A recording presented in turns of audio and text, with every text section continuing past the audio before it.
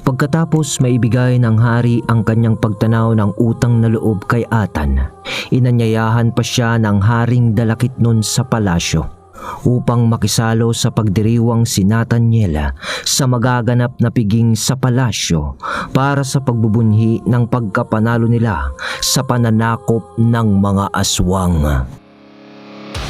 Mga kabagis, umpisaan ng paganahin ang ating mga imahinasyon sa pakinang subscribe button. Pakitabig na lang yung like, mga kabagis ko. Salamat. Panay ang tanggi naman noon ni Atan dahil nga sa apurado na itong umuwi sa kanila. Dahil nga sa nananabik na rin ito na umuwi sa kanyang pamilya. Ngunit sa huli ay napilit din si Atan. Sumama siya dahil sa nahiya na rin ito sa paanyaya ng haring Dalakitnon. Pinaunlakan niya ang pag-imbita sa kanya.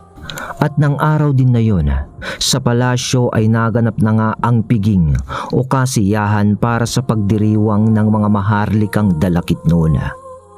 At sa kaganapan naman ng piging, doon ay nakakita si Atan ng mga sari-saring pagkain na sa buong buhay niya ay ngayon lang niya nakita.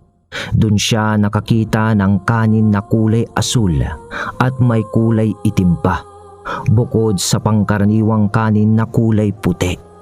At sa pagkukwentuhan pa nga nila ng tagapaglilok sa isang sulok ng palasyo kung saan nagaganap ang kasiyahan. Ayon sa tagapaglilok, yang kulay puting kanin Nathaniel ay ang simbolo ng wagas na pagmamahal sa mga mamamayan dito sa Alcantaya. At yan ang pangkaraniwang kinakain ng mga taga dito. At yung kulay asul naman ay para sa mga naglilingkod mismo dito sa palasyo dahil sa pagpapahalaga din ng hari sa mga kawal nito. Halimbawa, sila ang kumakain ng kanin na yan dahil para sa amin, ang kulay asul na makakain na yan ay katumbas ng katapatan, sinseridad, istabilidad, karunungan sa mga bagay-bagay, paniniwala at pagkaintelihente. Lahat naman yan, Nathaniel, ay pwede mong kainin. Pero wag lang yung kulay itim.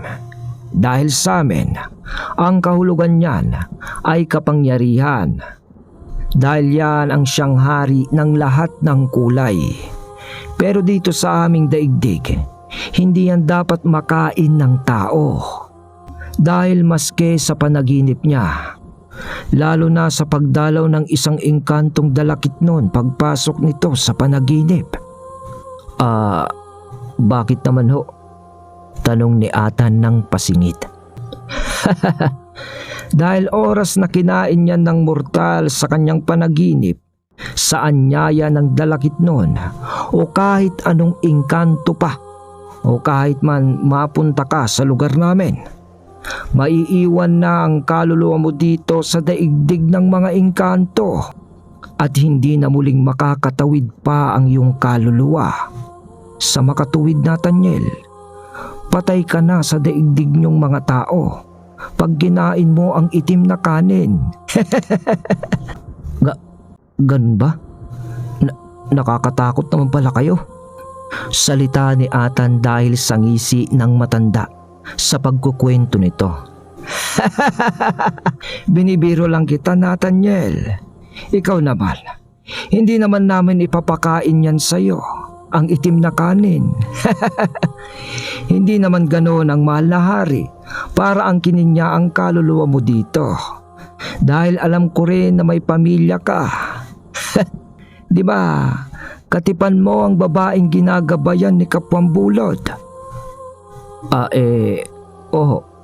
Paano niyo po nalaman? Mahiwagang daigdig ng maingkanto, Nathaniel. Maraming tenga at mata na pwedeng pagkunan ng impormasyon sa mundo niyo. Sagot ni Lazaro. Nang habang nag-uusap ang dalawa, natigilan naman ang mga ito. Nang biglang bumigkas ng pasigaw ang hari at may isang babae na naglalakad lamang sa pasilyo na mag-isa. Nang namanikluhod si Lazaro, dahil nakamanigluhod na rin ang lahat ng mga engkanto sa kasiyahan.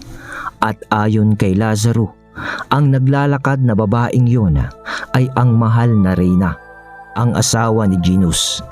Wala namang nasabi si Atan noon kundi ang pagkaramdam lamang ng pagkamangha sa kagandahan ng mahal na Reyna. Napakatangkad din kasi nito na meron napakahabang pulang buhok at may kasuotan na napakahabang tela na binubuo ng kulay ginto at pilak. Tapos ay may mga parang nakakabit doon na maliliit na diamante na siyang lalong nagpapakinang ng kasuotan nito. Tumungo ito sa upuan ng mahal na hari at tumayo naman ang haring Ginus at hinalika ng mga kamay nito. Sunod na pag-upo na rin ng Reyna sa tabi ng upuan ni Ginus. Pag-upo ng Reyna, tumayo na rin ang mga nakamanikluhod na mga engkanto. Sabay naman ng pagpalakpak ng mahal na Reyna ng 3 beses. Pagkatapos noon ay nakarinig na si Atan ng tunog ng arpa at may nagsilabasan na mga babaeng dalakit noon at sumasayaw sa gitna ng pasilyo. Laglag pa nga naman si Atan sa pagkabighani at pagkamangha sa kagandahan ng mga babaeng dalakit noon na sumasayaw, pati sa musiko na kanyang naririnig. At sa pagtayo ng matanda sa tabi ni Atan, "Hoy, Atan! Baka mahumaling ka dito May asawa ka na. Alam mo naman ang batas. Ang tao ay para sa tao at ang engkanto ay para sa engkanto." Namula naman si Atan sa sinabing yun ng matanda. Hindi naman ho. Naninibago lang ho ako sa aking mga nasisilayan. Salita ni Atan nakakamot-kamot sa batok nito. Binibiro lang kita, iho. Dahil ang alam ko, sa daigdig daw ng mga tao, iusong-uso daw ang biruan o kasiyahan. Oho. Kahit na seryosong usapan dun, ginagawang biro Kaya lagi kaming nakangiti. Yung asawa ko nga, maihipan lang ng hangin yun, natatawa na yun Mababaw kasi ang kiliti nun. Tawang biro naman ni Atan. Pero nagseryoso yung matanda na parang nabilib naman sa sinabi ni Atan. Talaga? Di bale, tatanungin ko nga ang asawa mo kung paano gawin yon. Ang maihipan lang ng hangin at tumawa para maging masaya din ako. Wika ng tagapaglilok ng seryoso. Bakit ho? Sasama ho ba kayo sa daigdig namin, Impong Lazaro? Hindi naman. Kung sakaling magkita lang kami ng asawa mo sa panaginip, malay mo, hindi ba? Napaisip naman si Atan at kinabahan at bulong niya sa kanyang sarili ng, "Patay ako sa asawa ko nito kapag nalaman niyang ganun ang kwento ko sa kanya." May sinasabi ka, iha? Wala ho, Impong. Pero gusto ko sana sa atin na lang yung kwento ko sa asawa ko. Pwede ho ba? Oo naman. Sagot ng matanda. Ayos. Doon ay napakalma sa kaba si Atan. Sa masayang biruan ng dalawa ay natapos rin ang kasiyahan na yun ng mga dalakit noon. At sa pagpapaalam ni Atan sa hari ay inihatid na nila Yvonne ito sa daigdig ng mga tao. Sa paglabas ni Atan sa puno ng kaimito ay nag-aapura na itong lumakad papauwi sa kanilang bahay. At noon ay nadatnan niya ang kanyang pamilya na naghihintay sa muling pagbabalik nang may hawak ng 13 talim ng balaraw. Pagkatapos ng digmaang naganap sa mundo ng mga dalakit noon, kagaya ng pangako ni Atan sa kanyang butihing may bahay, ay tumigil na ito sa pakikidigma dahil na rin sa mga panahong yun ay wala nang gumagambala pa sa kanilang pamumuhay. Sapagkat ang ginawa ni Atan sa 13 talim sa isang lugar sa kabundukan kung nasaan nakatira noon ang kanyang mga kaibigang tribo ng Alangan sa pamumuno ni Apo Iraya, inilibing na ni Atan ang 13 talim ng balaraw dahil sa hindi maatim ng kanyang damdamin na durugin ito. Kaya't ipinaubaya na lamang niya ang pangangalaga at pagbabantay sa nakalibing na 13 talim sa lugar nila Apo Iraya. Pagkatapos noon, gaya ng kanyang mga unang pangarap sa buhay, ay nag-aral na si Atan ng agrikultura hanggang sa natapos na rin ito. At buntis na naman noon si Hazel sa kanilang pangalawang magiging supling. At nung nanganak na si Hazel, babae ang naging kasunod ni Nuriel at pinangalanan naman ito ng mag-asawa ng Freya na ang ibig sabihin ay hiwaga o misteryoso. At sa pag-abot ng ika-5 kaarawan noon ni Freya, dahil umasenso na sa buhay noon si Atan at natupad na niya ang kanyang pangarap na pag-aaral ng agrikultura, nagdesisyon ito na puntahan naman ang kanyang ina na matagal na niyang hindi nakita. Dahil pangako pala ni Atan sa kanyang sarili na hindi siya uuwi sa kanila hanggat hindi niya natutupad ang kanyang pangarap na kanyang ipinangakong tutuparin sa kanyang ina. Dala ang buong pamilya nga ni Atan noon ay umuwi siya sa kanyang bayang Sinilangan, ang North Cotabato. At pagdating niya sa kanilang mismong bahay noon, marami na ang nagbago. Ngunit para kay Atan, ang hindi kailanman magbabago ay ang pagmamahal niya sa kanyang ina na nagluwal sa kanya sa mundong ibabaw.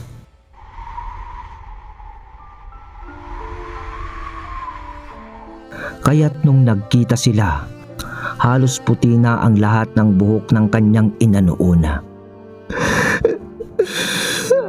Anak, Atan, umuwi ka.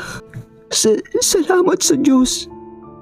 Salubong ng kanyang ina ng mga salita na halos mabasa na ang magkabilang pisngi nito sa pagbalong ng luha sa kanyang mga mata. Dahil sa nararamdaman nito na kagalakan at kasiyahan, muling bumalik ang kanyang anak na si Nathaniel. Anak, kumusta ka na? Kumusta ka na? Paulit-ulit na tanong ng kanyang ina na umiiyak. Akala ko hindi mo na ako maabutan pagbuhay sa pag-uwi mo. Dahil iniwan na rin ako ni Tito Hinaro mo. Patay na siya, anak. Ano? Patay na si Tito Hinaro? Tanong ni Atan noon na umiiyak na rin. Habang nasa likuran pa niya noon si Hazel kasama ang kanilang 2 anak na si Nuriel at Freya, na naluluha na rin noon dahil sa pagkaantig sa pagkikita ng mag-ina pagkatapos ng mahabang panahon.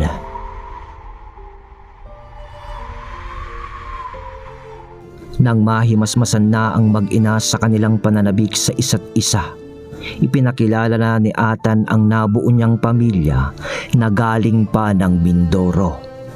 At doon ay pagkatapos ng iyakan, kasiyahan naman ang pumalit sa mukha ng ina ni Atan sa pagkakakita niya sa 2 niyang apo at sa kanyang manugang na si Hazel. 1 linggo lang ang pananatili noon ni Atan sa kanyang bayang Sinilangan upang kumbinsihin na rin ang kanyang ina na sumama na sa kanila ito sa Mindoro. Dahil doon nakapagpundar si Atan ng sasapat para sa kanilang pamumuhay na buong pamilya. At ang natitirang lupa nila sa North Cotabato ay ipinagkatiwala na lamang sa pinakamalapit na nila noong mga kamag-anak doon. At doon nga ay kinuha na ni Atan ang kanyang ina sa Mindoro dahil alam ni Atan na ang isang tunay na mandirigma sa tunay na laban ng buhay ni kailanman ay hindi nakakalimutan ang taong pinagmulan nito. Dahil kung merong mangyuyukuan o luluhuran si Atan na babae, yun ay ang dalawa niyang minamahal, ang kanyang ina at ang kanyang asawa na pinagdaanan na ang tunay na hamon ng pagiging babae. Dahil kung susumahin mo sa tunay na buhay, oo nga't mahina ang babae sa pisikal na aspeto ng pakikipaglaban. Pero para kay Atan, ang panganganak ng isang babae sa isang panibagong buhay ay ipinupusta na rin nito ang kanyang sariling buhay. At sapat na yun na rason para kay Atan upang tawagin ang mga babae na isa rin sila sa magigiting na mandirigma sa pagluwal ng sanggol. Forward na tayo mga kabagis ko, dahil papasok na tayo sa yugto ni Noriel. Akala nyo tapos na? Sa kwento tayo. Dumaan ang maraming taon at sa mga panahong ito ay edad 21 na si Noriel. At ang parang pinakakuya niya dito ay si Denden. At gaya na napag-usapan no ni Don Purding, Mang Arnel at ni Atan, pinagkasundo nga ang kanilang mga apo na ang anak ni Esmeralda na babae na nagngangalan naman na Diwata ay siyang mapapangasawa ni Noriel. Kahit papatay na noon si Don Purding at Mang Arnel. Tama kayo sa narinig nyo mga kabagis. Sa mga panahong ito ay patay na rin ang dalawang matandang karakter na ating minahal sa bawat episode ng kwento ng 13 talim. At pati na rin ang ina ni Atan ay patay na rin dito sa yugto na to. At sa kasalukuyan ng ang kaganapan. Tandaan mo, Noriel, nung ang nanay mo ang kumuha ng dalawang mutya na yan, ay nahirapan din ito sa pakikipaglaban kay Burias at Cyrus. Wika ni Kapwambulod kay Noriel dahil ipinamamana na ni Hazel sa kanyang panganay na anak ang pangangalaga sa mutya ng apoy at hangin sa paggabay ni Kapwambulod.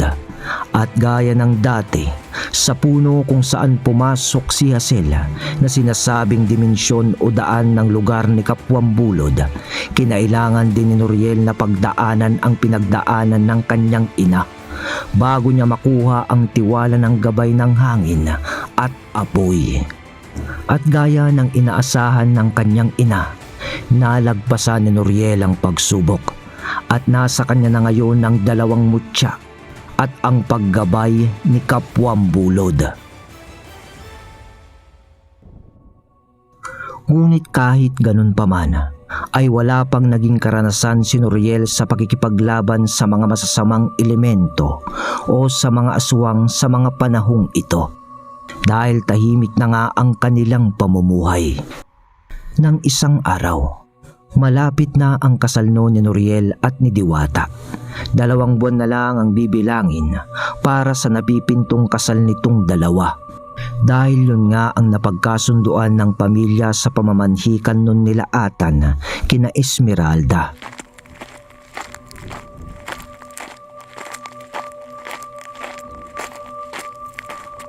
Nang naglalakad noon si Noriel papunta sa bukid sa kanilang palaisdaan, dahil ang dating sinasaka nila Atan ay ginawa na nitong palaisdaan. Naisip kasi noon ng kanyang amang si Atan na mas mabilis ang ikot ng pera sa pagsasaka ng mga isda. At parte rin naman yon ang natutunan ni Atan sa agrikultura. At ganun din naman ang inaral ni Noriel. Kakagraduate pa lang nito noon. Idolo niya kasi ang kanyang ama. Nang habang naglalakad nga siya, may nakasalubong itong lalaki. Nang walang ano-ano ay nagsalita yun bago sila magsalisi sa daan. Toy, di ba ikaw yung anak nung dating may hawak ng balaraw? Mga ilang segundong hindi umimik noon si Noriel at nag-isip muna ito. at tinignan ng maigi ang lalaki. Nang mapagtanto niyang hindi yun mapagkakatiwalaan sa mga postura niya. Anong balaraw? Patanong na sagot ni Noriel ng pagsisinungaling kahit na alam niya ang tinutukoy ng lalaki. Hindi mo ako maluloko, Toy. Alam kong alam mo ang tinutukoy kong patalim. Matagal na namin kayong minamatyagan. Kayo ng pamilya nyo na mga antingero. Sabihin mo sa tatay mo na hindi kami natatakot sa kanya at hahanapin namin ang balaraw. At yun mismo ang pampapatay namin sa kanya dahil sa mga kasalanan niya sa nakaraan. Ano? Papatayin mo ang tatay ko? Wala akong alam sa sinasabi mong balaraw, Manong. Pero kung ganyan ang tabas ng dila mo patungkol sa ama ko, mabuti pa. Umalis ka na bago tayo magkasubukan dito. Salita ni Noriel ng matapang. Kasabay ng pag-ihip ng hangin dahil sa nag-uutib na pala si Noriel noon sa kanyang isipan at tinawag na niya si Boreas pati si Cyrus. Sabay hawak niya ng panabas na dala nito na pantabas niya sana ng mga damo sa gilid-gilid ng kanilang palaisdaan. Sa ilang segundo ng pagtititigan ng dalawa, tumaas ang tensyon dahil nakikipaglaban na rin pala noon si Noriel ng usal sa usal sa kaharap nito. Hoy! Tarantadong asmo! Ako ang harapin mo!